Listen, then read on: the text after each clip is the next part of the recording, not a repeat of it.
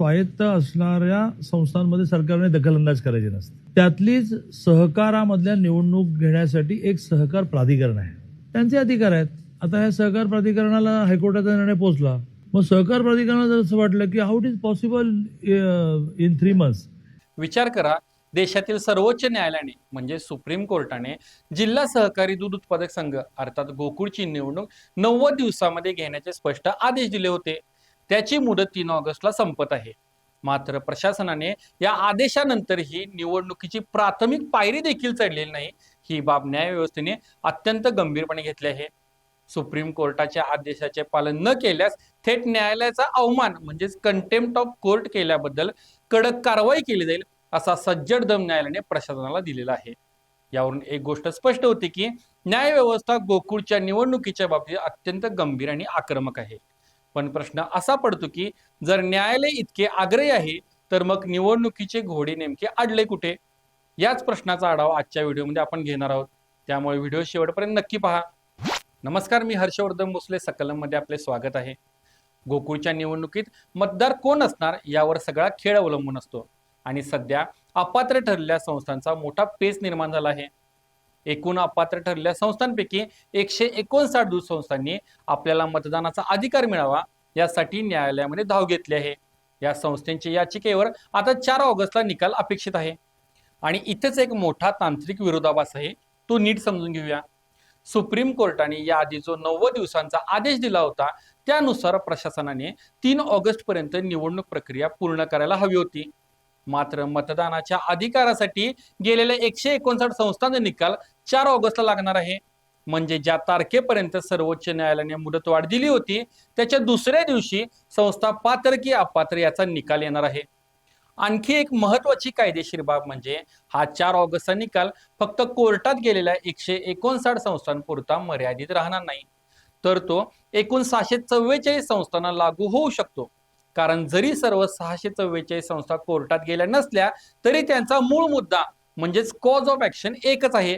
त्यामुळे हा 4 ऑगस्टचा निकाल गोकुळच्या निवडणुकीची पुढील दिशा ठरवणार आहे. एकीकडे न्यायालयात तारखांवर तारखा सुरू आहेत, प्रशासनाचा सावळा गोंधळ सुरू आहे, पण दुसरीकडे मात्र कोल्हापूरच्या राजकीय आखाड्यामध्ये वेगळीच तयारी सुरू आहे. निवडणूक कधीही होईल याची कोणतीही शाश्वती नसताना गोकुळचे नेत्यांनी मात्र छुपा प्रचार आणि गाठीभेटीचे दौरे सुरू केले आहेत. तुम्हाला वाटेल की निवडणूक जाहीर झालेली नसताना हा खटाटोप कशासाठी? तर याचे कारण आहे राजकीय सावधगिरी. गोकुळमधील सर्वच गट सध्या अत्यंत सावध पावित्र्यात आहेत. जर न्यायालयाने कडक भूमिका घेत थेट निवडणूक लावलीच तर ऐनवेळी धावपळ नको असा विचार दोन्ही गट करत आहेत.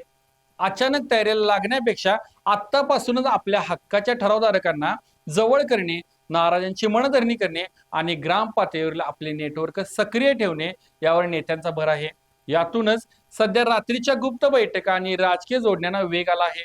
काल न्यायालयाचा जो निकाल आला आणि त्यात जे कडक ताशेरे ओढले गेले त्याचा पहिला परिणाम प्रशासनावर झाला. प्रशासनाला आता याची जाणीव झाली आहे की वेळ मारून नेणे सोपे राहिले नाही. त्यामुळे या निकालानंतर तातडीने प्रशासनाने राज्य सहकारी निवडणूक प्राधिकरणाकडे धाव घेतली आहे. आम्हाला निवडणुकीसाठी मुदतवाढ द्यावी अशी अधिकृत विनंती प्रशासनाने केली असून त्यावर सध्या कार्यवाही सुरू आहे. गोकुळची निवडणूक होईल का नाही किंवा लांबणीवर पडतील का यावर स्पष्टीकरण देताना चंद्रकांत दादा काय म्हणतात ते ऐका. अनेक संस्था ह्या घटनेप्रमाणे कायद्याप्रमाणे स्वायत्त असतात आणि त्या स्वायत्त असणाऱ्या संस्थांमध्ये सरकारने दखलंदाज करायचे नसते. त्यातलीच सहकारामधल्या निवडणूक घेण्यासाठी एक सहकार प्राधिकरण आहे, त्यांचे अधिकार आहेत. आता ह्या सहकार प्राधिकरणाला हायकोर्टाचा निर्णय पोहोचला, मग सहकार प्राधिकरणाला जर असं वाटलं की how it is possible in 3 months. कारण अजून मला बऱ्याच गोष्टींचे निर्णय आहे. कोणी सहकार न्यायालयात जाऊन बसलाय, कोणी हायकोर्टात गेला आहे, कोणी DDR अपील केलं आहे. या सगळ्याचा निर्णय लागायला मला 3 महिने पुरणार नाही असं जर त्यांना वाटत असेल तर ते पुन्हा कोर्टात जातील. माझ्या माहितीप्रमाणे ते सुप्रीम कोर्टात ऑलरेडी गेले आहेत 3 महिन्याची मुदत मागायला, पण त्यांची विनंती फेटाळली तर त्यांना ओढाताण करून घ्यावं लागेल. सो कोर्ट म्हणेल नथिंग डुईंग, तुम्ही 3 महिन्यात करा. तर मग त्यांना भरा सगळे निर्णय, कारण कच्ची यादीच तयार झाली जेमतेम, ती पक्की यादी होताना अनेकांचे निर्णय करायला लागतील. त्यामुळे त्यांच्या वतीने उत्तर देण्याची पण जबाबदारी माझी नाही आणि उत्तर देण्याची सोय पण मला नाही, कारण ते उत्तर देतो तुम्ही कोण सांगणार आहे आमच्या वतीने. त्यामुळे हायकोर्टाने निर्णय दिला, याचं एक प्राधिकरण आहे निवडणुका घेण्याचं, ते करतं. या विधानातून चंद्रकांत दादा यांनी राज्य सहकारी निवडणूक प्राधिकरणकडे घटनेचा आधार घेऊन बोट केले आहे. त्यामुळे प्रशासनाकडून मुदतवाढीचा चेंडू आता प्राधिकरणाकडे गेला आहे. त्यामुळे प्राधिकरण निवडणूक प्रक्रिया राबवण्यात येणाऱ्या समस्येसह न्यायालयाकडे धाव घेईल असं दिसून येते. पण ही मुदतवाढ का मागितली जात आहे? फक्त वेळ काढण्यासाठी की खरोखरच प्रक्रिया मोठी आहे? हे समजण्यासाठी आपल्याला सहकार कायद्यानुसार निवडणुकीचा कार्यक्रम कसा चालतो हे समजून घेणे अत्यंत गरजेचे आहे. सहकार कायद्यानुसार गोकुळ सारख्या मोठ्या संस्थेची निवडणूक रातोरात लावता येत नाही. याचे किचकट आणि वेळ खाऊ कायदेशीर प्रक्रिया आहे ती कशी असते ते बघा. सर्वप्रथम तर प्राथमिक अंतिम मतदार यादी बनते, जिला आपण प्राथमिक प्रारूप मतदार यादी सुद्धा म्हणतो. सर्वसाधारण एक प्रारूप मतदार यादी तयार केली जाईल, पण सहकार कायद्यानुसार ही यादी अंतिम मानली जात नाही. दुसरं म्हणजे या प्राथमिक यादीवरती पुन्हा हरकती मागवल्या जातात. इथेच खऱ्या राजकीय खेळ्या सुरू होतात. आमच्या संस्थेचे नाव का वगळले? अमुक एका विरोधी संस्थेचा ठराव कसा मंजूर झाला? त्यांची तर वार्षिक सभा झाली नव्हती. अशा स्वरूपाच्या शेकडो हरकती दोन्ही गटाकडून दाखल केल्या जातात. मग या हरकतींवर पुन्हा एकदा सहाय्यक निबंधक आणि संबंधित अधिकाऱ्यांसमोर सुनावणीची प्रक्रिया पार पडते. दोन्ही बाजूंचे वकील आपले युक्तिवाद मांडतात. मग ही सुनावणीची सर्व प्रक्रिया जर सुरळीत आणि कायदेशीर अडथळ्याविना पार पडली तरच पक्की अंतिम मतदार यादी तयार केली जाते. जोपर्यंत ही पक्की मतदार यादी निवडणूक प्राधिकरणाच्या हातात पडत नाही तोपर्यंत प्राधिकरणाला निवडणुकीचा अधिकृत कार्यक्रम किंवा तारखा जाहीर करता येत नाहीत.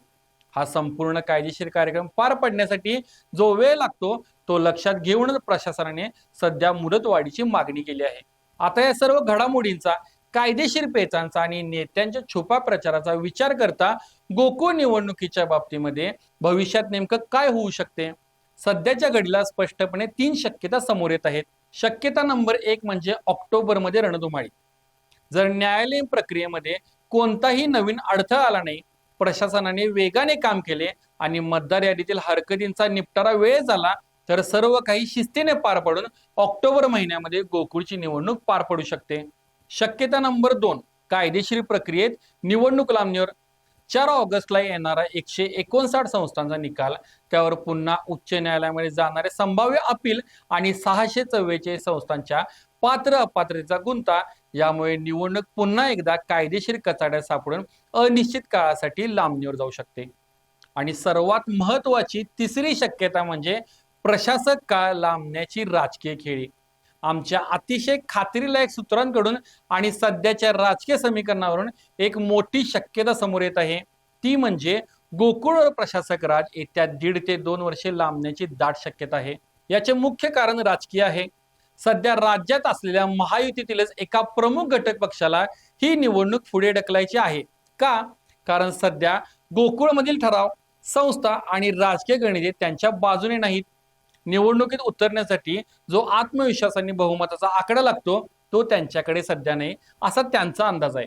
जोपर्यंत हे गणित आपल्या बाजूने फिरत नाही तोपर्यंत गोकुळ निवडणुकीचे घोंगडे भिजत ठेवण्यातच त्यांचे राजकीय हित दडलेले आहे. सत्तेचा वापर करून निवडणूक लांबवणे ही सहकार क्षेत्रातील जुनी खेळी आहे आणि तीच इथे वापरली जाण्याची सर्वाधिक शक्यता आहे. थोडक्यात सांगायचं तर न्यायदेवता कडक शब्दात ताशेरे ओढत आहे, पण या सहकार संस्था कायद्यातील पळवाटांचा किंवा उपकलमांचा आधार घेत निवडणूक प्रक्रियेतील गुंता अधिक वाढवत आहेत. म्हणजे यांना निवडणूक पुढे ढकलायचीच आहे का अशी शंका आल्याशिवाय राहत नाही. तुम्हाला काय वाटतं? गोकुळची निवडणूक खरोखरच ऑक्टोबरमध्ये होईल की राजकीय सोयीसाठी ती आणखी लांबवली जाईल, का मग प्रशासकाचा कालावधी लांबवला जाईल? तुमची मते खाली कमेंट बॉक्समध्ये नक्की सांगा. भेटूया पुढच्या व्हिडिओमध्ये लवकरच. धन्यवाद. बाबा, खूप बोर होतंय. काहीतरी नवीन फ्रेश ऑर्डर करा ना. माझ्याकडे एक सरप्राईज आहे. गोकुळचा आस्वाद परंपरेचा, गोकुळ आईस्क्रीम सोबती प्रत्येक क्षणाचा. गोकुळ आईस्क्रीम.